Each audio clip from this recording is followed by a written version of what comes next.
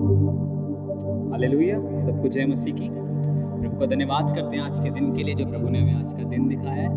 आइए हम अपनी आंखों को बंद करेंगे, अपने सरों को झुकाएंगे और प्रार्थना करेंगे।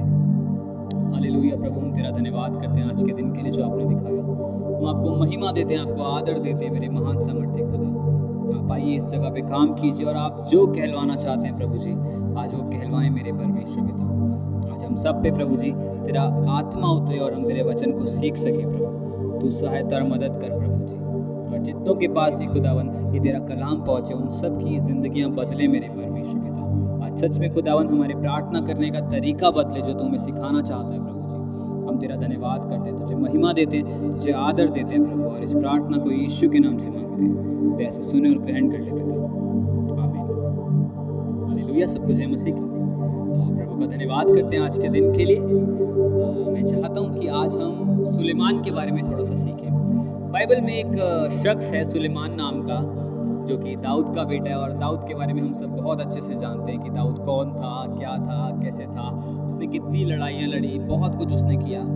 लेकिन जब दाऊद अपनी राजगद्दी से हटा, या हम कह सकते हैं कि अगला वारिस जो उस राजगद्दी का आया वो था सुलेमान। और सुलेमान ने भी एक कीमत चुकाई उस राजगद्दी पे बैठने के लिए, अपने लोगों को सिखाने के लिए और अपने लोगों के बीच में बड़ा होने के लिए। मैं इस बात को समझता हूँ कि जब भी हमें कुछ एक बड़ा काम करना होता है तो उसके लिए हमें कीमत चुकानी पड़ती है। ठीक है, हम रिकॉर्ड करते हैं तो उसके लिए हमें स्पेस की कीमत चुकानी पड़ती है, और कहीं जाते हैं तो पेट्रोल की कीमत चुकानी पड़ती है। हम कुछ भी काम करें, वॉट एवर इट इज़, हमें हर चीज़ के लिए कीमत को चुकाना पड़ता है। ठीक है, तो वैसे ही सुलेमान ने भी एक बड़ी कीमत को चुकाया, और जब उसने उस कीमत को चुकाया तो परमेश्वर ने उसे खुश होकर आशीष दी, और ना केवल उसे एक आशीष दी बल्कि उसे और ज़्यादा आशीषों से उसे भर दिया। आइए हम पढ़ेंगे पहला राजा उसका 3 से लेके 7 तक। सुलेमान यहोवा से प्रेम रखता था और अपने पिता दाऊद की विधियों पर चलता तो रहा, परंतु वह ऊंचे स्थानों पर भी बलि चढ़ाया और धूप जलाया करता था। और राजा गिबोन को बलि चढ़ाने गया, क्योंकि मुख्य ऊंचा स्थान वही था। तब वहां की वेदी पर सुलेमान ने 1000 होम बलि चढ़ाए। बस कितने होम बलि चढ़ाए? 1000 होम बलि।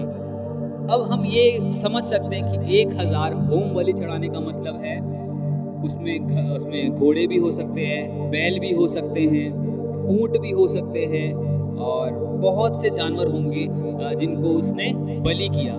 अगर आज अभी पीछे एक सेरेमनी थी, वहाँ पे बलि चढ़ाई थी, तो मैं समझता हूँ कि अगर आज के टाइम पे एक बकरा 5000 रुपये के करीब का मिलता है, इतना तो मिलता ही होगा। अगर एक बकरा 5000 रुपये के करीब का आता है तो 1000 बकरे कितने के हो गए?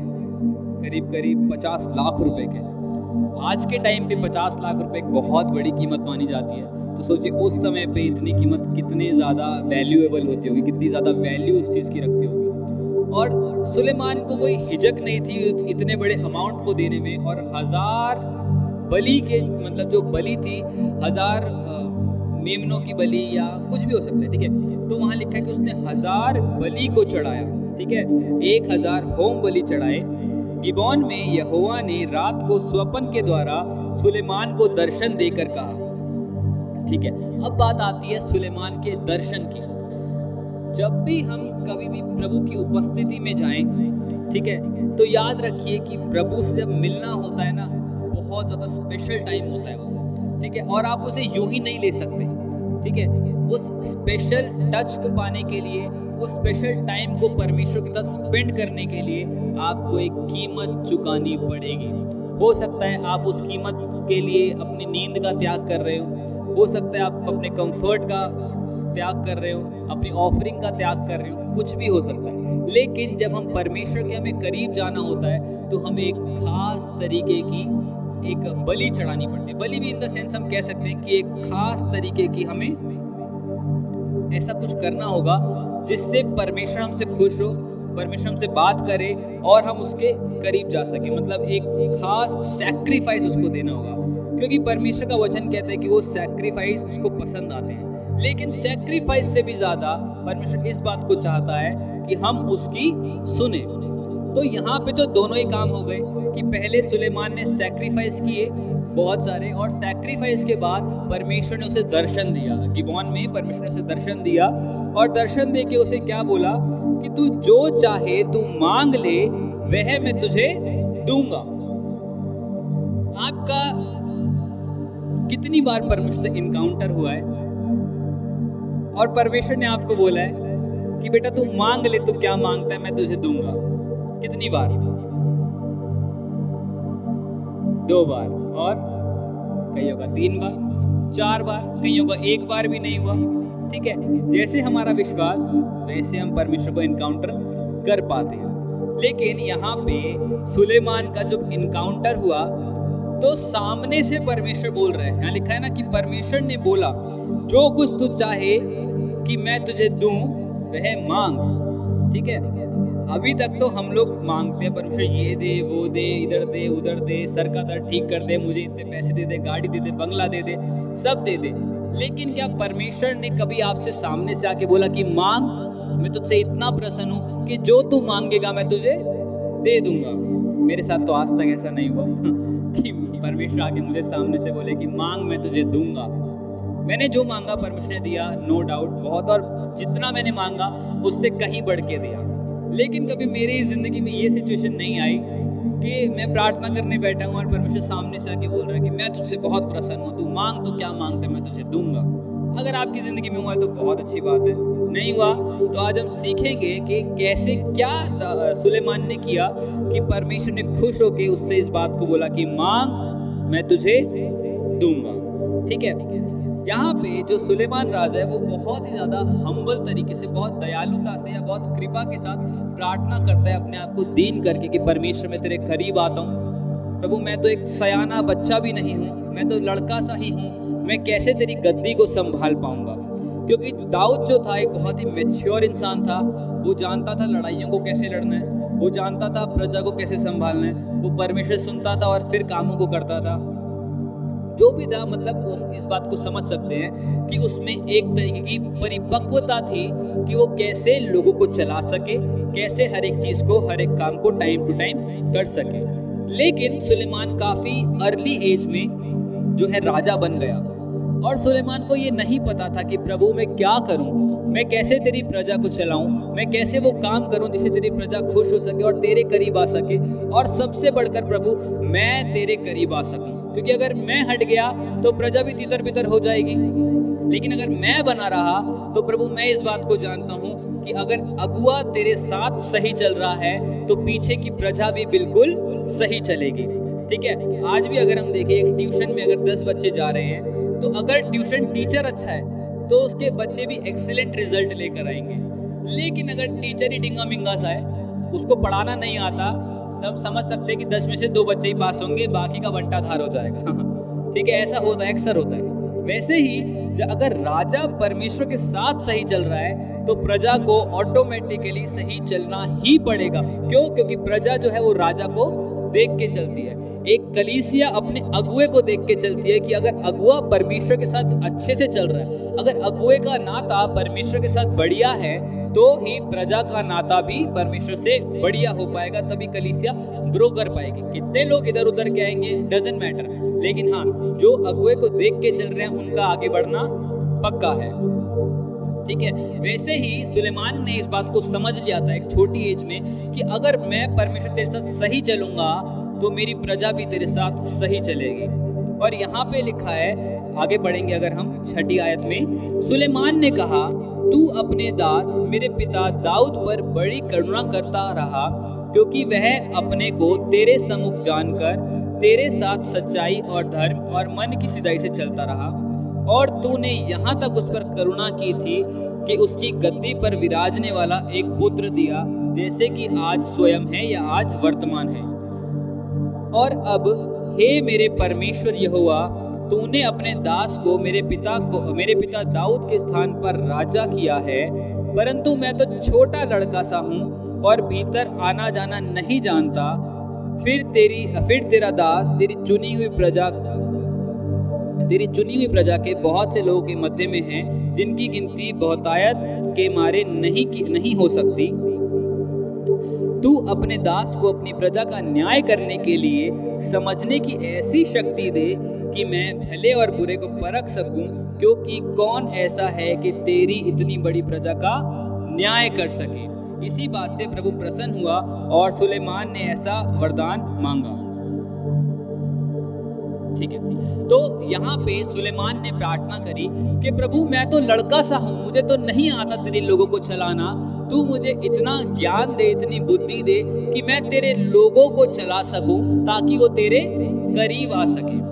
आज हमारी प्रार्थनाओं में इस बात की सबसे बड़ी कमी है कि अगर हम कुछ प्रार्थना करते हैं तो हम सिर्फ इस बात को सोचते हैं कि प्रभु तू मुझे ये दे दे, प्रभु तू मुझे वो दे दे, मुझे गाड़ी दे दे, बंगला दे दे, मुझे अच्छी बीवी दे दे, मुझे अच्छी नौकरी दे दे, मुझे बहुत सारा पैसा दे दे, सब दे दे। लेकिन कभी ये नहीं सोच पाते कि प्रभु जो तू मुझे दे रहा है, क्या उससे खाली मेरे ही ऊपर आशीष बन रही है या उस चीज के द्वारा दूसरे लोग भी आशीषित हो पा रहे हैं।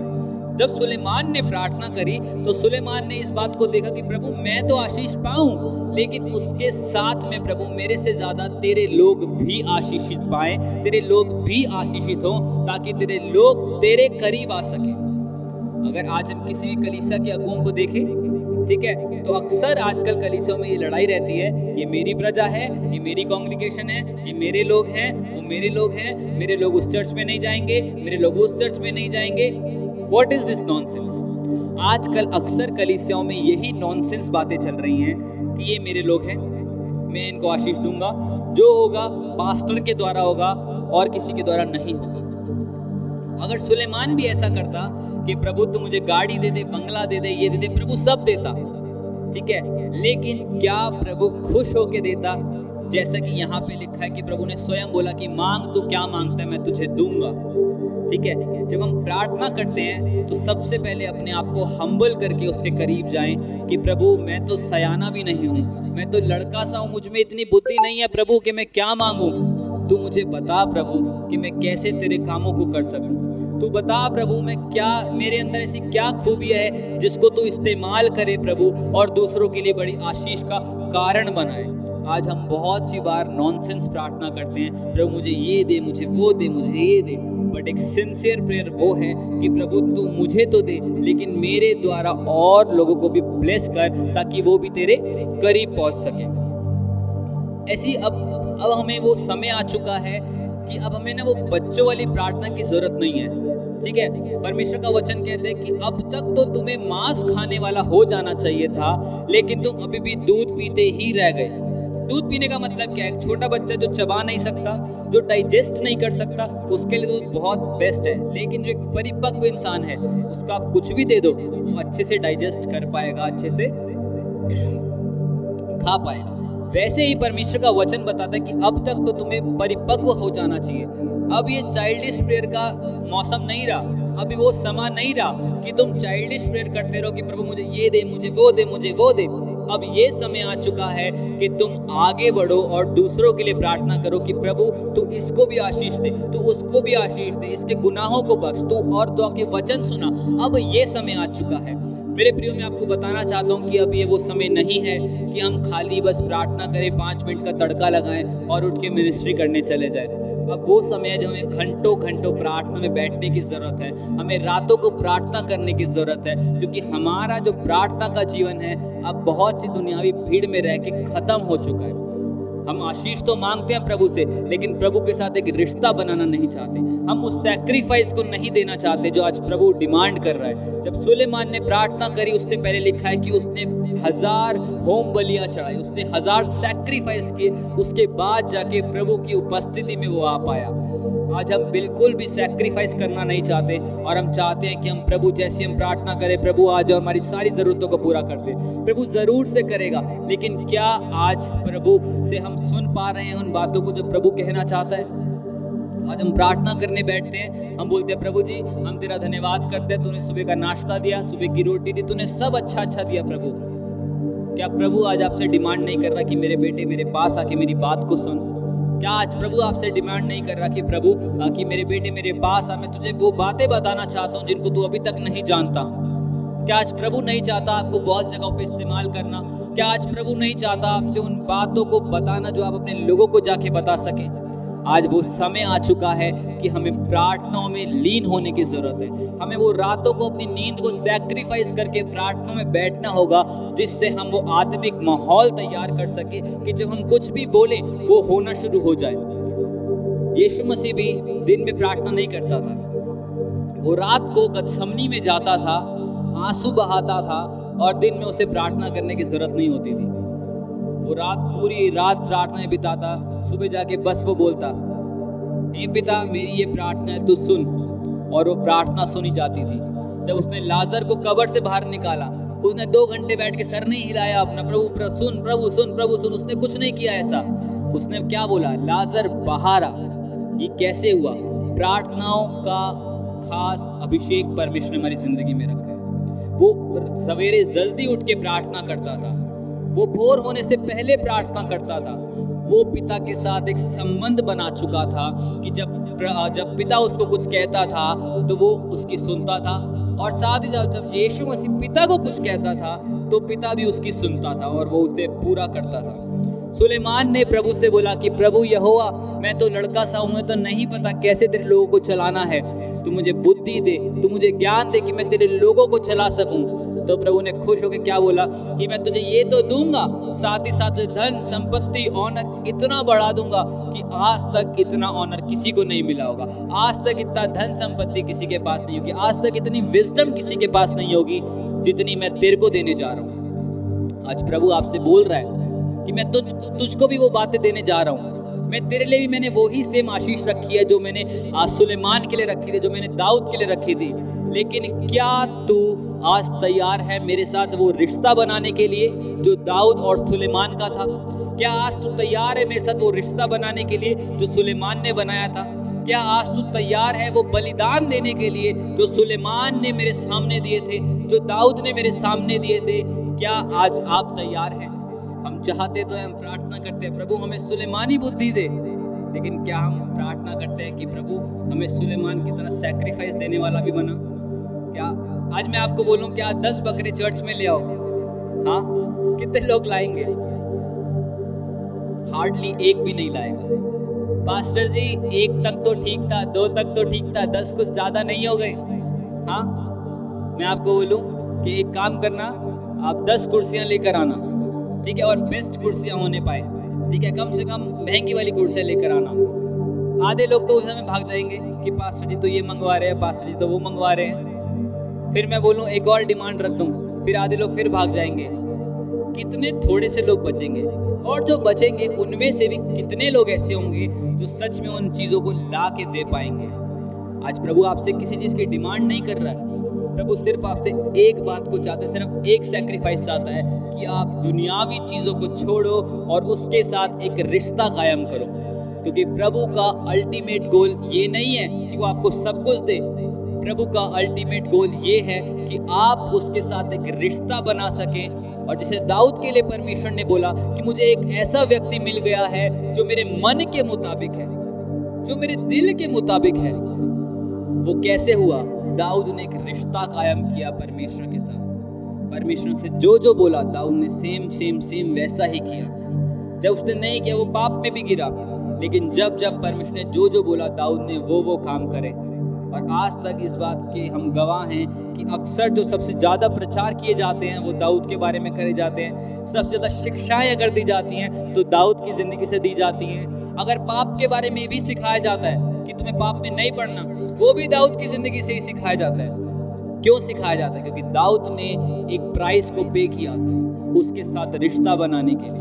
और जब वो रिश्ता कायम हुआ तो दाऊद जितनी सल्तनत उसकी तो हुई, साथ ही साथ उसके बेटे की भी हुई। अगर आज आप अपना रिश्ता परमेश्वर के साथ बनाएंगे तो आपकी आने वाली पीढ़ियां इस बात को देखेंगी कि हाँ हमारे अगुए का रिश्ता परमेश्वर के साथ है, और आप तो ब्लेस होंगे, साथ में आपकी आने वाली पीढ़ियां भी ब्लेस हो जाएंगी। आमीन।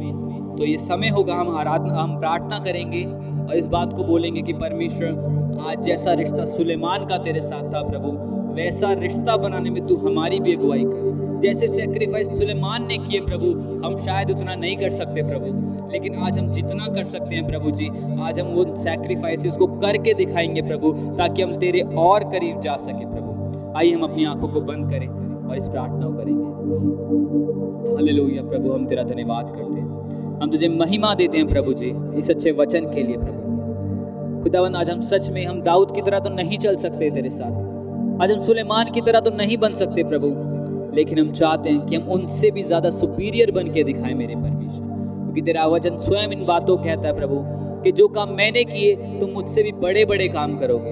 हाँ खुदावन जीसस, आज हम तेरे साथ रिश्ता बनाने के लिए अपने आप को देते हैं प्रभु, आज हम तेरे करीब आते हैं प्रभु, आज हम तुझको महिमा देते हैं, तुझे आदर देते हैं प्रभु। आज शायद हमारी जिंदगी में ऐसे हालात हैं प्रभु जी कि हम तेरे साथ सही नहीं चल पा रहे, लेकिन प्रभु आज हम चाहते हैं खुदावन कि हम तेरे साथ चलें, हम तेरे साथ तेरा हाथ पकड़ के चलें प्रभु जी, और हम वो कामों को करें जो तू करवाना हमसे चाहता है, हम उन बातों को बोले जो तू कहलवाना चाहता है, हम तेरे साथ पवित्रताई में बन सकें प्रभु।